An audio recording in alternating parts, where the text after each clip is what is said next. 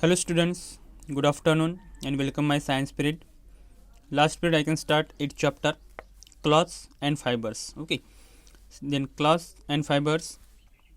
Some of the learning objectives I can explain: types of cloths, then materials for making cloths. Okay, तो types of cloths में मैंने आपको बताया था woollen cloths, cotton cloths and water proof.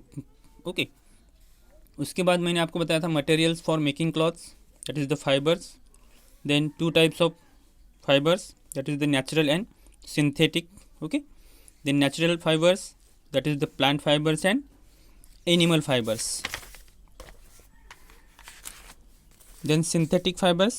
Okay, then how cloths is made from fiber, यानी fibre से cloth किस तरीके से बनता है ये भी मैंने आपको एक्सप्लेन किया है. ओके, और उसी के साथ साथ द क्लॉथ्स वी वियर, जो कपड़े हम पहनते हैं वो किस तरीके से होते हैं ये भी मैंने आपको बताया था.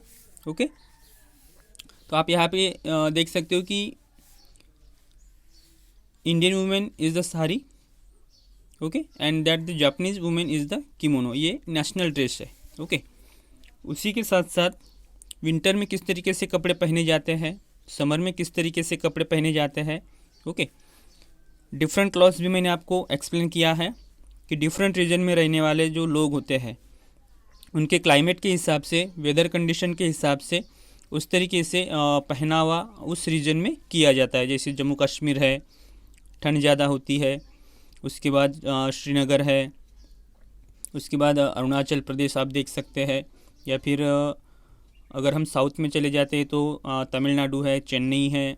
अलग अलग जगह पे आपको अलग अलग ड्रेसेस पहनने को मिलते हैं और देखने को मिलते हैं. आज हम देखने वाले स्पेशल क्लॉथ्स. ओके, ये स्पेशल क्लॉथ्स होते हैं, यानी ख़ास तरीके से कपड़े होते हैं. तो ये किस तरीके से होते हैं देखिए. People wear special cloths for specific work, यानी कुछ काम करने के लिए स्पेशल कपड़े होते हैं. स्पेसिफिक वर्क, कुछ खास काम करने के लिए. Doctors and nurses wear white quotes. आपने देखा होगा कि आप जब भी हॉस्पिटल में जाते हैं तो डॉक्टर और नर्सेज जो होते हैं वो आपको वाइट यूनिफॉर्म में नज़र आते हैं. ओके, मतलब डॉक्टर और नर्सेज वाइट यूनिफॉर्म पहनते हैं, special cloths. Okay, a soldier wears a uniform made from tough material so that it does not tear easily. आपने हमारे जो पुलिस होती है या फिर आर्मी होती है, इनके आप कपड़े देख सकते हो, इस तरीके से होते हैं. ये टफ़ मटेरियल से बनाए जाते हैं. ओके, ये जल्दी फटते नहीं हैं, ध्यान में रखना. ये टफ़ मटेरियल से बनाया जाता है क्योंकि ये कहीं पे भी जंगलों में, पहाड़ों में अपनी सर्विस करते हैं. तो इनके जो कपड़े होते हैं ये टफ़ मटेरियल से बनाए जाते हैं और ये ईजीली कटते नहीं हैं, फटते नहीं हैं. Okay, then you wear a uniform when you go to school so that you can be recognise as a student of your school. मतलब आप जब स्कूल में जाते हो तो स्कूल में जाते समय भी आप यूनिफॉर्म पहनते हो. ये स्पेशल क्लॉथ्स हैं. ओके, मतलब स्कूल ने जो यूनिफॉर्म आपके लिए डिसाइड किया है, स्कूल का जो यूनिफॉर्म है उसी यूनिफॉर्म में आप स्कूल में आते हो. ओके, तो ये भी एक स्पेशल क्लॉथ्स हो गया है कि विदाउट यूनिफॉर्म हम यहाँ पे स्कूल नहीं जाते हैं. ओके, डिफरेंट कपड़े पहन के हम स्कूल नहीं जाते हैं. तो ये भी एक स्पेशल क्लॉथ्स हो गया है. ओके, आप यहाँ पे देख सकते हो कि आपको यहाँ पे दिखाई दे रहा है कि ये जो स्टूडेंट है ये एक स्पेशल यूनिफॉर्म पहने हुए है. ओके, आप यहाँ पे नर्स को देख सकते हो, वाइट यूनिफॉर्म में है. और जो सोल्जर का यूनिफॉर्म है वो भी यूनिफॉर्म आपको यहाँ पे दिखाई दे रहा है. Okay, this is a special clothes. उसके बाद हम देखने वाले केयर ऑफ क्लॉथ्स, कि कपड़ों की देखभाल किस तरीके से होनी चाहिए. क्योंकि clothes is very most important clothes is very most important factor in your life. So clothes are very expensive, मतलब कपड़े महंगे भी होते हैं. Okay, clothes are very expensive, so we must take good care of our clothes in order to make them last longer and soar better. मतलब कपड़ों की आपको अच्छे से देखभाल करनी है कि वो लंबे समय तक टिके रहे. ओके, ज़्यादा समय तक टिके रहे. We must take good care of our cloths in order to make them last longer and serve better. मतलब कपड़ों की आपको अच्छे से देखभाल करनी है, क्योंकि ये कपड़े बहुत महंगे हैं, कपड़े अच्छे हैं, तो आपको उसकी देखभाल करनी है कि वो ज़्यादा समय तक टिके रहे। क्लॉथ्स शुड बी वॉश, मतलब कपड़ों को आपको वॉश भी करना है। उसके बाद ड्राइड एंड मेंडेड रेगुलरली, आपको उसको ड्राई भी करना है। तो इस तरीके से आपको कपड़ों को वॉश करना है, उनको ड्राइड करना है और रेगुलरली उनको मेंडेड भी करना है। Each kind of material is to be handled in different way in order to preserve it best. यहाँ पे देखो कि each kind of material is to be handled in a different way in order to preserve in best. मतलब अपने कपड़ों को आप each kind of material, मतलब कपड़ों का जो मटेरियल है, आप कुछ मटेरियल यूज़ करके यहाँ पे अपने कपड़ों को बेहतरीन तरीके से प्रिजर्व कर सकते हो, उसको सुरक्षित कर सकते हो, सुरक्षित रख सकते हो, जिससे कि आपके कपड़ों को कोई नुकसान नहीं होगा। Okay, but all kinds of cloths must be properly wash to remove dirt and grease. मतलब आपके कपड़ों में जो डर्ट होता है, आपके कपड़ों में जो मैल होता है, उसको वॉश करने के लिए, उसको रिमूव करने के लिए आपको उसका प्रॉपरली यूज़ करना भी आना चाहिए।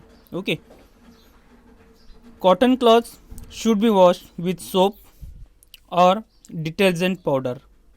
मतलब कॉटन के जो कपड़े होते हैं, अभी यहाँ पे देखिए मैं आपको बता रहा हूँ कि कपड़ों की देखभाल करने के लिए, उनको लंबे समय तक टिके रहने के लिए किस तरीके से आप कपड़ों को सुरक्षित कर सकते हो। तो cotton clothes should be wash with soap और डिटर्जेंट पाउडर। कॉटन कपड़े जो हमारे सूती कपड़े होते हैं, खादी के कपड़े जो होते हैं, उनको वॉश करने के लिए आपको सोप यूज़ करना है या फिर डिटर्जेंट पाउडर। सोप मतलब साबुन, ओके, या फिर डिटर्जेंट पाउडर आप यूज़ कर सकते हैं। Silk cloths should be wash with mild good quality soap और ड्राई क्लीन। ओके, अभी यहाँ पे जो हमारे सिल्क के कपड़े होते हैं, सिल्क के कपड़ों को आप मिल्ड गुड क्वालिटी सोप और ड्राई क्लीन कर सकते हैं। ओके, सिल्क के कपड़ों के लिए they should not be wash with ordinary washing soap as the fibres may be damage. Okay, मतलब आप जो सिल्क के कपड़े होते हैं, इन सिल्क के कपड़ों को आप अदर सोप या फिर डिटर्जेंट पाउडर ये इस्तेमाल नहीं कर सकते हैं। इससे क्या होगा कि ऑर्डिनरी जो वॉशिंग सोप होती है, ये हम सूती कपड़ों के लिए यूज़ कर रहे हैं या फिर अदर कपड़ों के लिए यूज़ कर रहे हैं। तो सिल्क के कपड़े जो होते हैं, उसके धागे जो होते हैं, ये बहुत ही नाजुक होते हैं। तो अदर ऑर्डिनरी वॉशिंग सोप जब हम यहाँ पे यूज़ कर रहे हैं, तो वहाँ के सिल्क के जो फाइबर्स होते हैं, उसके जो रेशे होते हैं, उसके जो धागे होते हैं, वो डैमेज हो जाएंगे। ओके, तो ये भी आपको ध्यान में रखना है कि उनको आपको डैमेज भी नहीं करना है। Cloths need good care, cloths need good care, then specially silk and woollen cloths because certain insects feed on silk and wool. अब यहाँ पे देखो कि हमारे जो कपड़े होते हैं, स्पेशली सिल्क एंड वुलन के कपड़े, ओके, स्पेशली आपको सिल्क एंड वुलन के कपड़ों की देखभाल किस तरीके से होगी। तो अगर आपको कपड़ों को अच्छे से रखना है, उनको गुड रखना है, उनको अच्छे से प्रिजर्व करना है, so clothes because certain insects feed on silk and wool. मतलब कुछ जो इंसेक्ट्स होते हैं, ये इंसेक्ट सिल्क और वुलन के कपड़ों के ऊपर फीड होते हैं, बढ़ते हैं। Okay, therefore once the season is over, okay, once the season is over, these clothes must be kept out in the sun for a few hours और ड्राई क्लीन। अभी यहाँ पे देखो कि अभी विंटर चल रहा है, तो विंटर चल रहा है इसलिए हमने वुलन के कपड़े निकाले हैं। ओके, वुलन के कपड़े हमने निकाले हैं बाहर।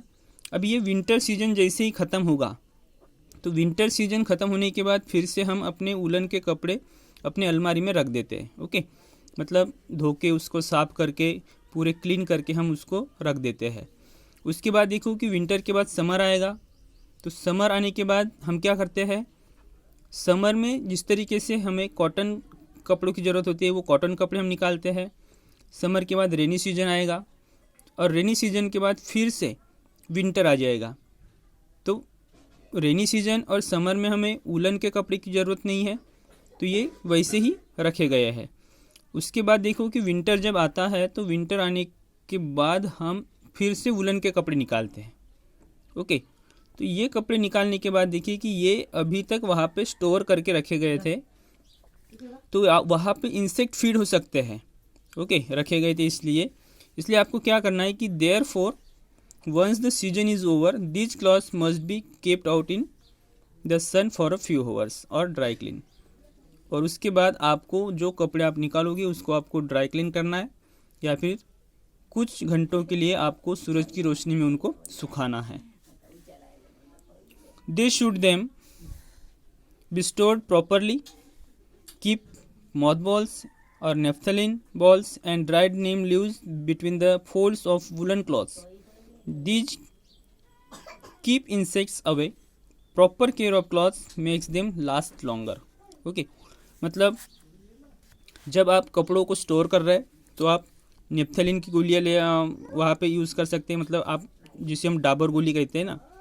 ओके, तो वो आप यहाँ पे रख सकते हैं। ये आपको आपके कपड़ों को यानी जो इंसेक्ट्स है ये वहाँ पे आने नहीं देगा, वहाँ पे डर्ट नहीं जमा होने देगा। ओके, और गंदी स्मेल नहीं आएगी, तो आप इनका यूज़ वहाँ पे कर सकते हैं।